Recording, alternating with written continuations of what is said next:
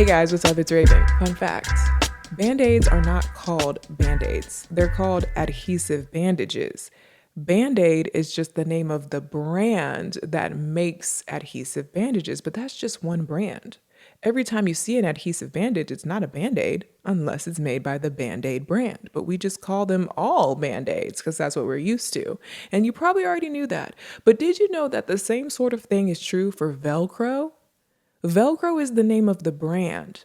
The name of the actual object is called Hook and Loop. Velcro is just one brand, a very popular brand that makes Hook and Loop. So if it's not the Velcro brand, it's just Hook and Loop.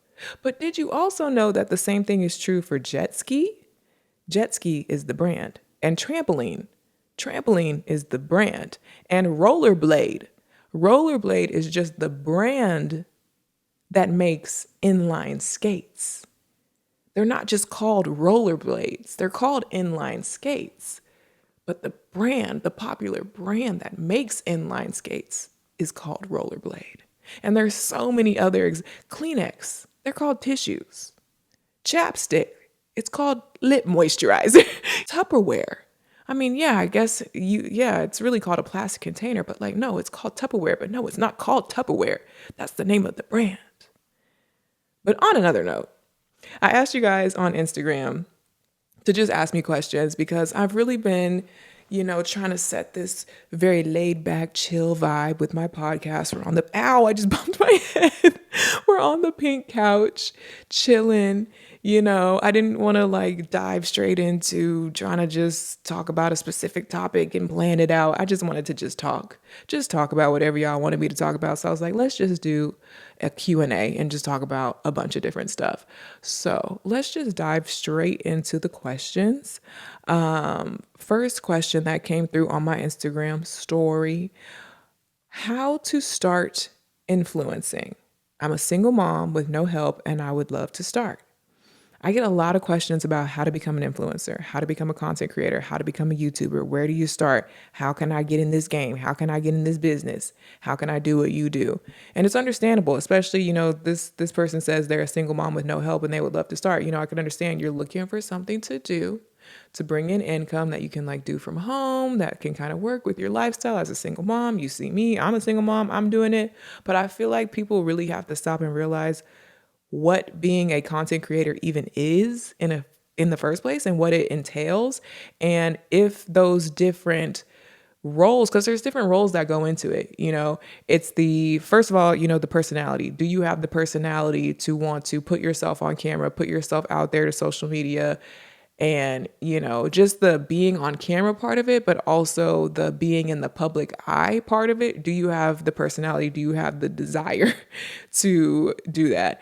Do you have the interest or the talent or the ability or the skill to work with technology in the sense of cameras and microphones and lights and editing software and all the different apps and all the different, technological things that go into being a content creator? We're basically our own film crew. Do you have any interest or knowledge or skill when it comes to creating content, like the actual creating, the technical creating part? Do you have any talent or skill or any value that you can bring to the table when it comes to what your content is even going to be about? Or is it going to be beauty, makeup, hair, fashion, sports, music, science, parenting, food? There's so many things that it could be about, but what is it going to be about? And are you an expert in any of those fields? Are you creative in any of those fields? Do you bring anything new, fresh, interesting? Are you able to explain it really well? Are you able to show really good examples of it? What are you bringing to the table? What are you trying to show people? Why are people going to come to your platform? What is your thing even going to be? There's just a lot that goes into it. And I feel like the way that people are just I just want to be an influencer. And it's why? For what? What kind of influencer? What are you going to be sharing? What are you going to be doing? And then also too, I feel like people who would make good influencers, people who would excel at being a content creator, would not be asking me, and no shade, But if you are the type of person who is going to excel at being a content creator, a social media influencer, you would not be asking me how to get into or where to get started with creating content. You would already be creating content.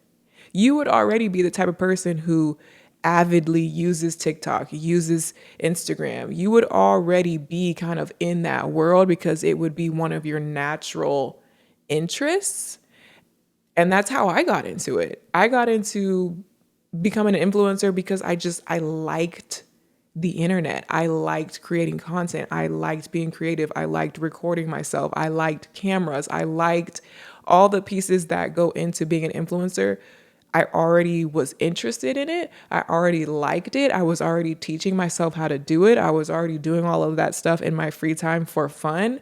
And so I had a natural skill and talent for it. And so it wasn't hard for me to start making YouTube videos and start making, when TikTok came out, I just downloaded the app and I figured out how to use it and I started posting.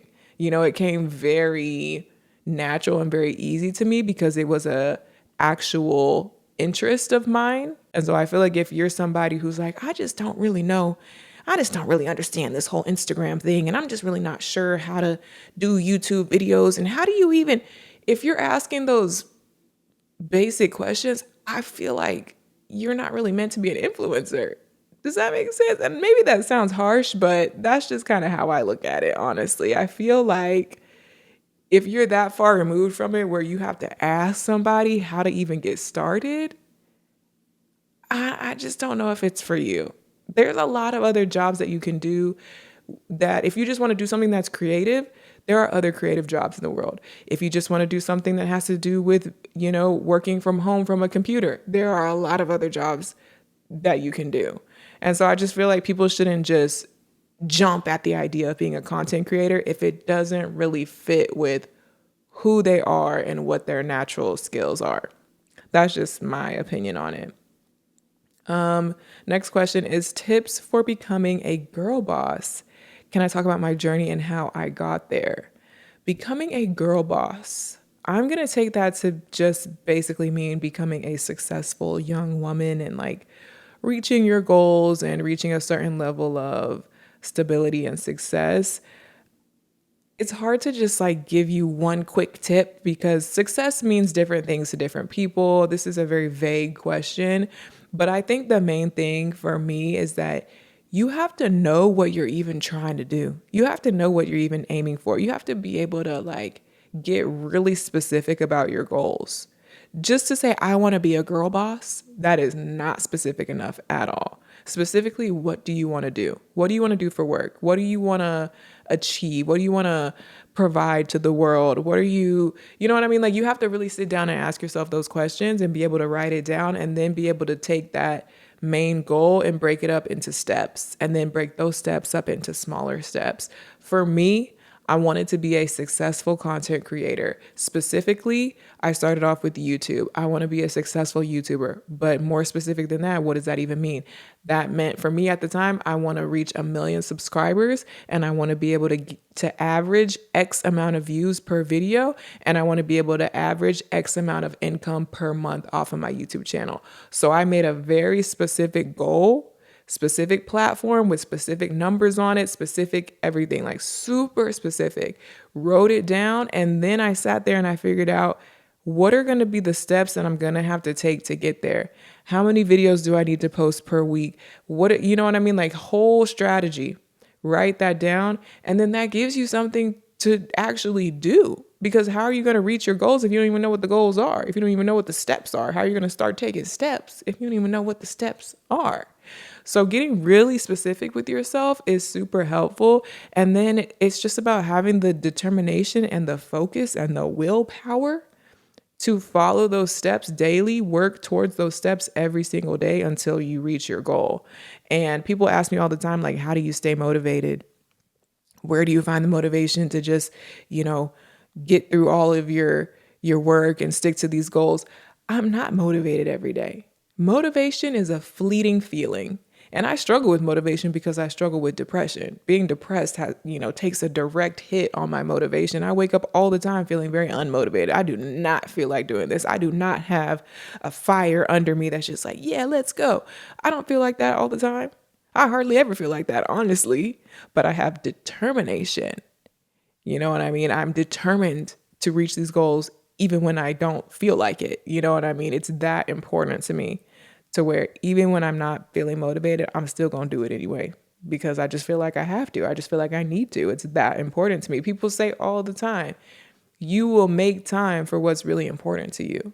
If you're slacking, if you're just like, oh, I don't feel like it, I was supposed to do this, but I just never did it, then it's probably not really that important to you. And in that case, if you're really struggling with sticking to your goals and you feel like, you're holding yourself back from quote unquote becoming a girl boss because you're not really following through and you're not really sticking to your goals and you feel unmotivated, that might be because you have set the wrong goals for yourself. Because when you set really meaningful, really true to yourself goals, and you're really honest with yourself about what you really want to do, then it's like it's coming from the heart. It's like, yeah, I really care about this. This is so important to me. And you're going to be more motivated and you're going to be more determined and you're going to actually stick to it because it truly is that important to you.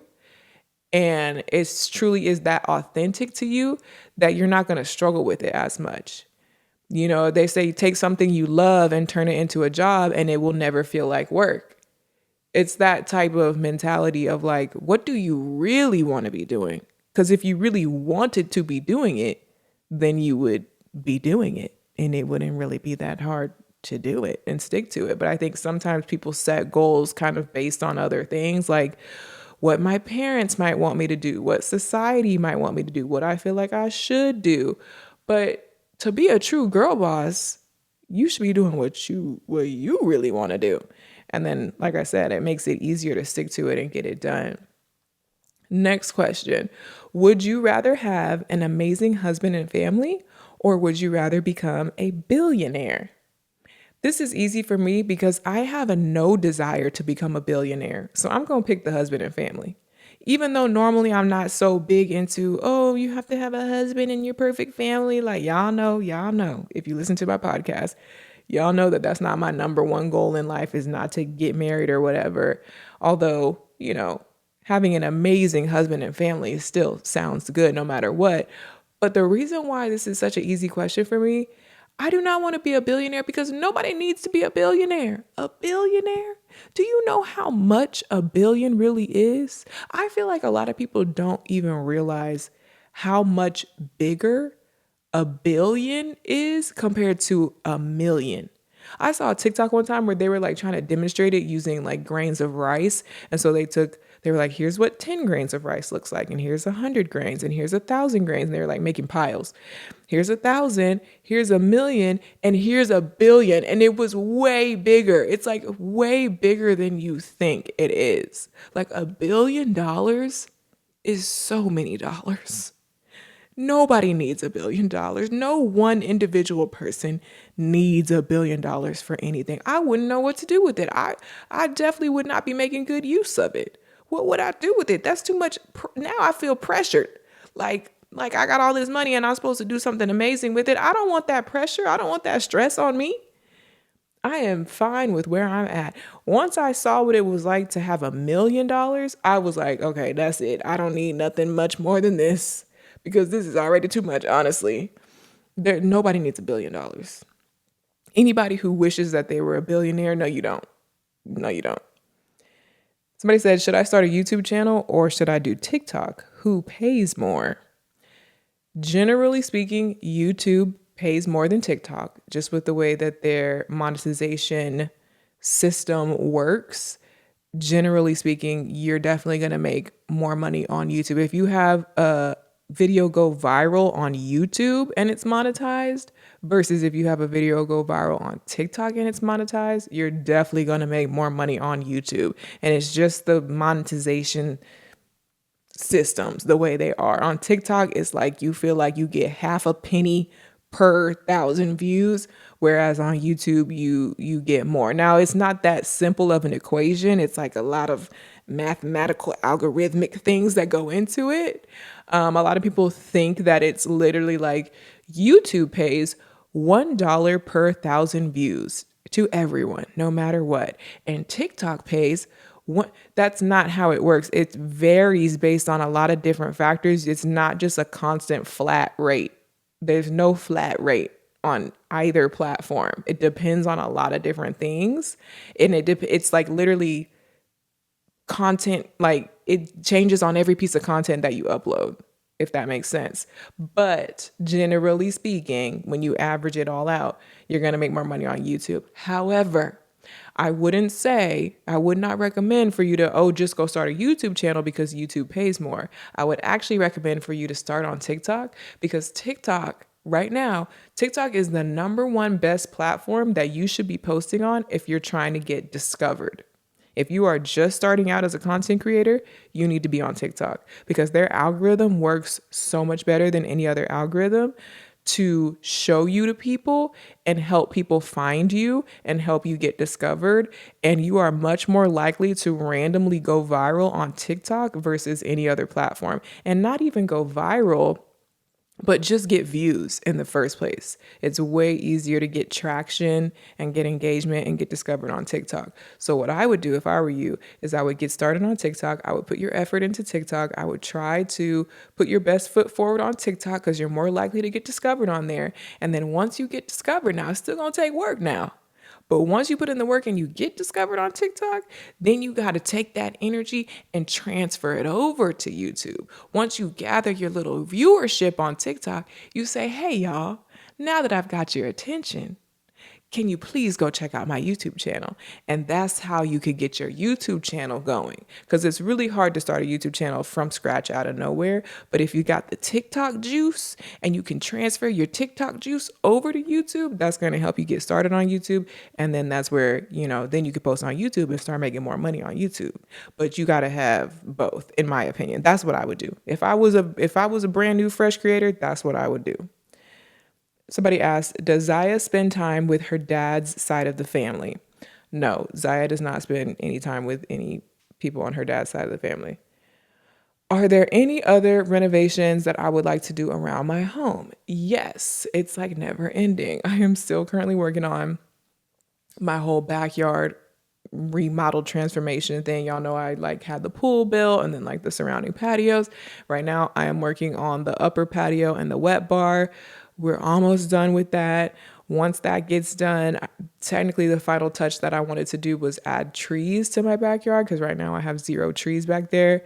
And that's a whole big project to, put a bunch of trees around the border of my yard.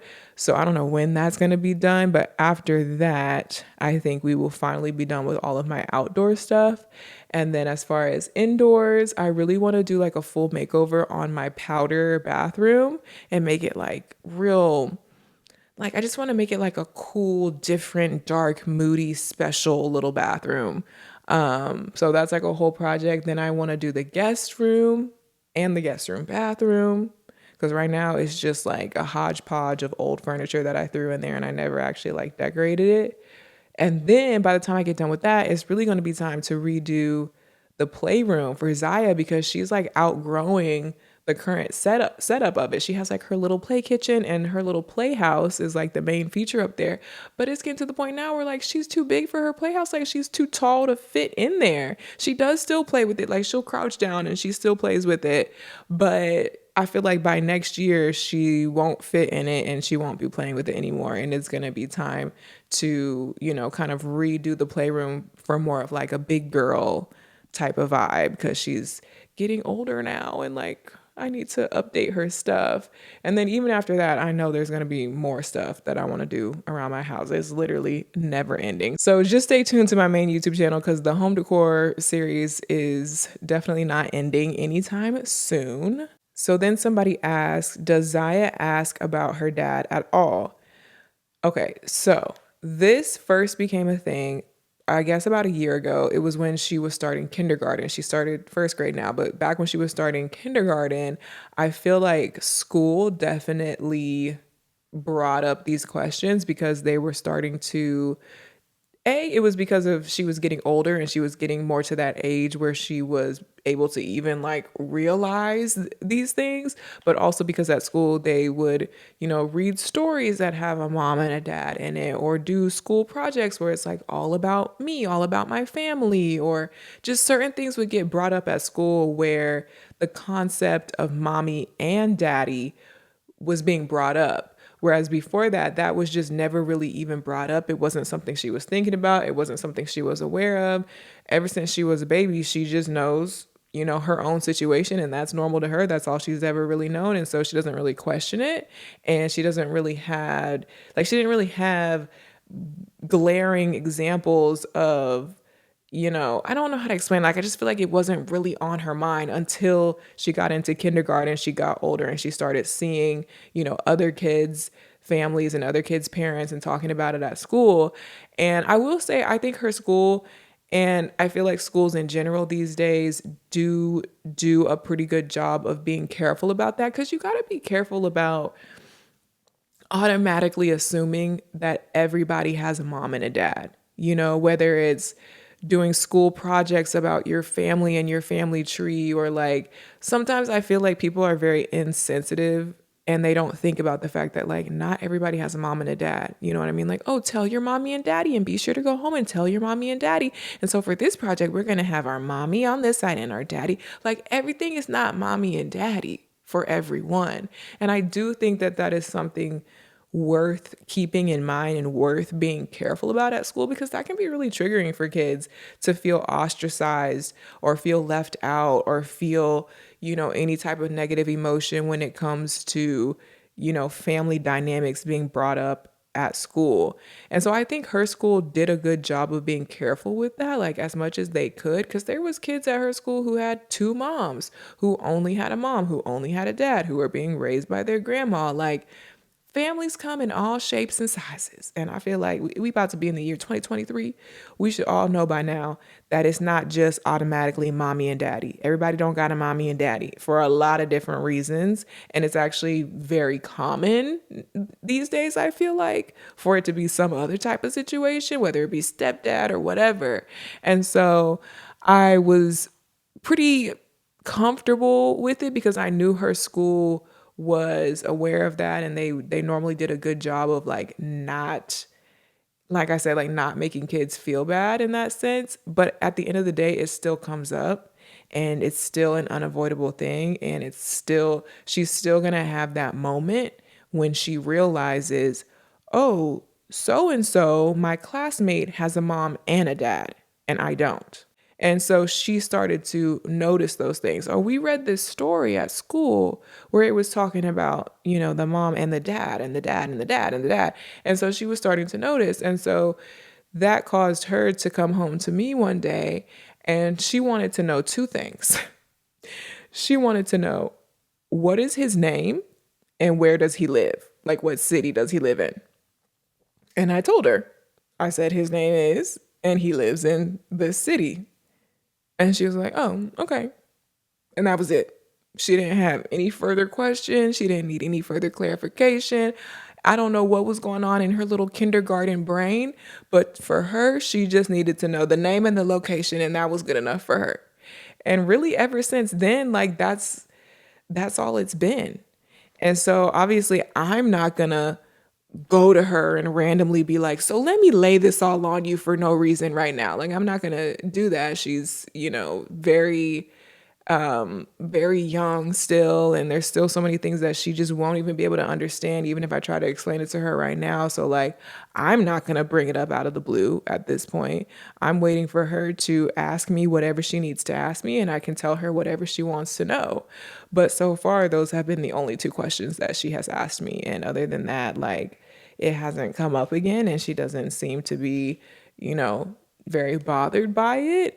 And I think a big part of that is thanks to people being sensitive and people being aware and people not rubbing it in her face. You know what I mean? Because I feel like that could easily happen, and it's really sad. Like, that shouldn't be something that a kid has to worry about, is like kind of like being bullied about that or being made to feel weird about that, because it's not weird. especially, like I said, it's really not weird when you look around and you look at everybody's different family dynamics. Like, everybody has a different situation, everybody has a different parenting guardian setup.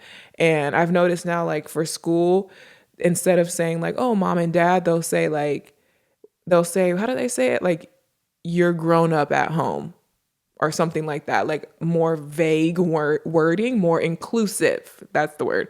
Way more inclusive wording is used these days to where it's not like a trigger. It's not like reminding you. So that's been something really good for her, is that, school and everybody around her is being inclusive and being sensitive so that she's not getting triggered in that way to even worry about those things or ask those questions.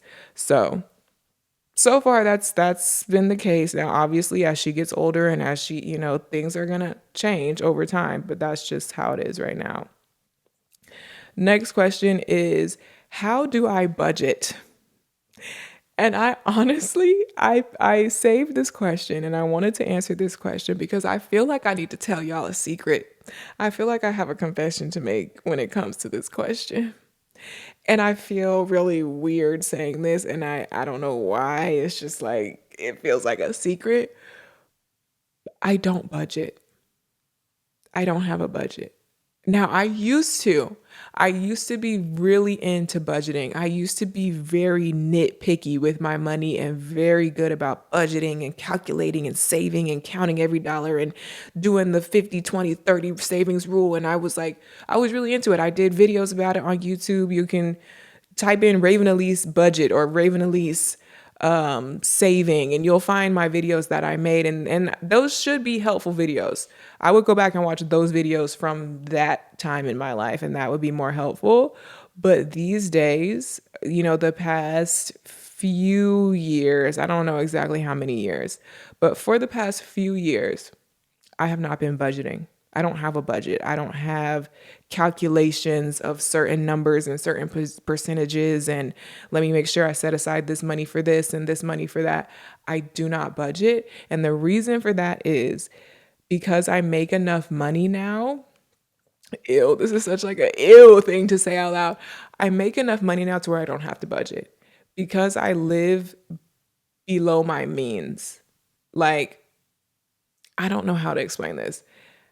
I make enough money to where I will never blow my budget because my spending habits, my my necessities, my bills, everything that I need to pay for, that I need, and then even the things that I want, like just my casual spending habits, my entertainment, my shopping, my whatever else on top of it, even when you combine all of that, even if I were to like really treat myself and really go a little bit crazy and really spend and really, buy a little something extra, it will never be too much because and it's a combination though. It's a combination of how much money I make, but it's also my natural spending habits. I am not somebody who blows through money quickly, just naturally. Some people, not everybody is like that. There are people who blow through it. Like it's just in their personality to spend, spend, spend, spend, spend, and spend beyond their means. And they really struggle with spending and they struggle with saving. That's never been me. I've always, no matter how much money I've made, I've always been really good about like not spending too much. Just like I just have a natural, like, I don't know, it's just how I am. And so like now I'm able to just pay my bills, pay for what I need to pay for, buy whatever I want, do whatever I want. And it's never going to be too much, so I don't have to budget. I don't know how to explain it. And it's like, I feel so guilty. Like, I feel so guilty saying that. Like, I don't have a budget. I don't look at what I'm spending. It doesn't matter. Well, it does matter. And honestly, I probably should still be budgeting. It probably would still be helpful for me to have some sort of budget and some sort of, limits and plan when it comes to my spending. And don't get me wrong, I do have a financial planner, and I do have a overall like grand scheme of things financial plan when it comes to investments and things like that. But as far as my daily, weekly, monthly spending, like, you know how it's like, you set aside, this is how much for groceries, this is how much for bills, this is how much I'm going to allow myself to spend, and this is how much I'm going to save. Like all those little categories that you have to check in with every week or every month. I don't do that anymore because I don't need to check in, because it's just like, it doesn't really matter because it's going to be covered. It's 1000% going to be covered, and I don't have to worry about it not being covered. And this is something that like I've avoided talking about because I get a lot of questions about, can you give budgeting advice? Can you give savings advice? Can you give financial advice, or how, like, and honestly and truly, and again, this is such a uncomfortable thing to say, but I am in a different tax bracket now. I just am. I'm in a different tax bracket. And so there is certain advice I don't know anymore. I don't live that way anymore.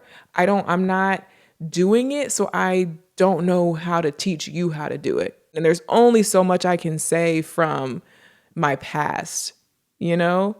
Because even in my past, I wasn't an expert on it. I wasn't like, I don't know. It's just really hard. When it comes to the financial things, it's definitely gotten weird recently, because it's like there was a point where I felt like me and my viewers were kind of more on the same page and in the same boat. And it was kind of more like, yeah, girl, I get you. I feel you. Let me tell you what I'm doing because I can relate, and like we can both figure this out together type of thing. But now it's like, it's not like that anymore, because I make a lot more money now. And so it is, I don't know. I don't know where I'm going with this, but hopefully that makes sense.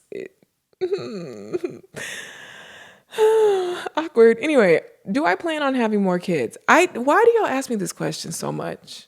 I really would like to know. And you know the reason why it makes me mad is because it makes it seem like the most important thing for a woman is to have children. Like a woman is nothing without her ovaries. Like a woman is nothing unless she is bearing children. Like that's what it makes it seem like. Like dwindling down adult womanhood to having kids. Everything revolves around having kids. When are you going to have kids? Do you want more kids? Kids, kids, kids, kids, kids. And it's like, why is that so important? Why is that so important? Why is that on everybody's mind? Why is everybody bugging everybody about kids and being pregnant? Are you pregnant? You look pregnant. When are you going to have kids? You going to have another kid? Why is that such a topic of discussion? I don't get that. It really annoys me. It annoys me how much of a universal thing it is that everyone bugs every woman about it all the time. It is so annoying. Literally, I asked for questions and I probably got a good like 500 submissions for these questions, and probably 200 of them are, do you plan on having more kids? Or when are you going to have more kids? Why do y'all care about that so much? Why are you so curious about that? Please comment. Like, no, seriously, if you're somebody who asked me that question, why do you want to know that? Why is that so important? Like, I don't get it. And the fact that like I have answered this question, I feel like so many times, and yet it's never enough. Like, to answer the question, currently, no, I do not plan on having any more kids. Currently, in this moment right now, I'm like, I don't think I see that for myself. I don't think I want more kids. I don't need another kid. Nobody needs to have children, but like, I don't necessarily see it for myself. It's not something that I'm like trying to do. It's not a goal that I have right now.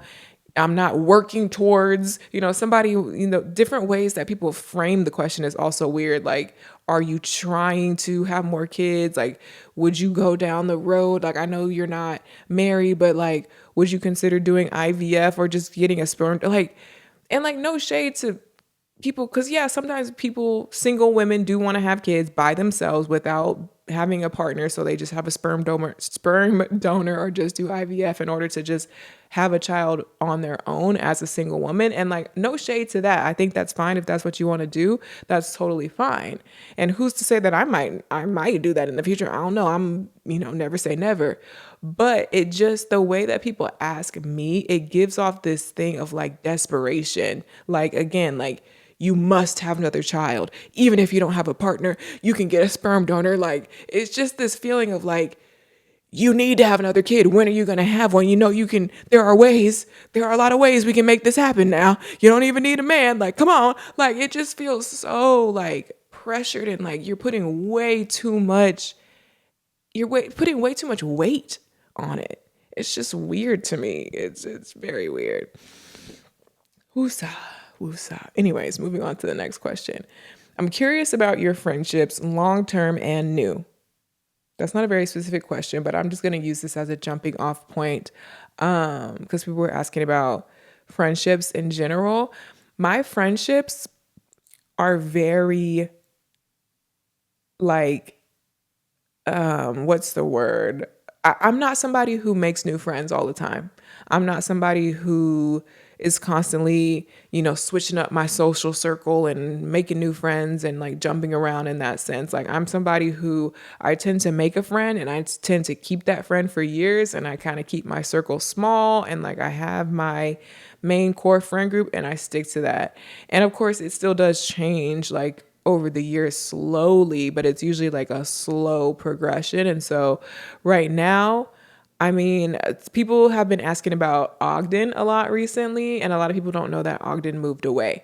Ogden moved out of state. That's why you don't hear or see about Ogden anymore. He doesn't live here. So obviously, being out of state, it is what it is. We don't see each other. You're not going to see him in my vlogs and stuff, but people kind of automatically took that as like, oh, whatever happened to him? Y'all not friends anymore? No, we're still friends. He just moved. And also Daisha moved out of state. She no longer lives in Texas. So I have friends where these are the same friends that I've been friends with for years. And yes, we are still friends, but coming into adulthood, a lot of things are changing in a lot of people's lives, whether they're, like I said, moving out of state, getting job offers, getting married, having babies, whatever. Like, life is happening.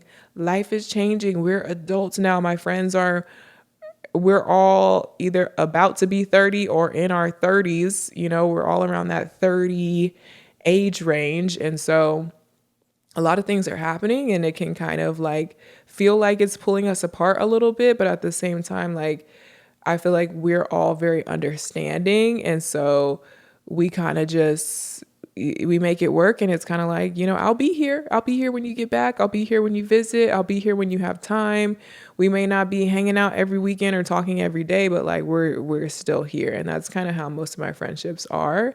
As far as making new friends or expanding my social circle, I feel like recently, I've been able to slightly expand my social circle just from like the little parties, not the little parties, but the parties that I've been throwing. They ain't been that little recently. They've been, pretty, taking a lot of work and inviting a lot of people. But the past few parties that I've thrown, I've, told my core friend group, hey, bring a plus one, invite a friend, like bring extra people. Like, that's cool. I'm interested in like meeting your friends. And so I've been introduced to friends of my friends. And so I've made a couple of new friends recently through that.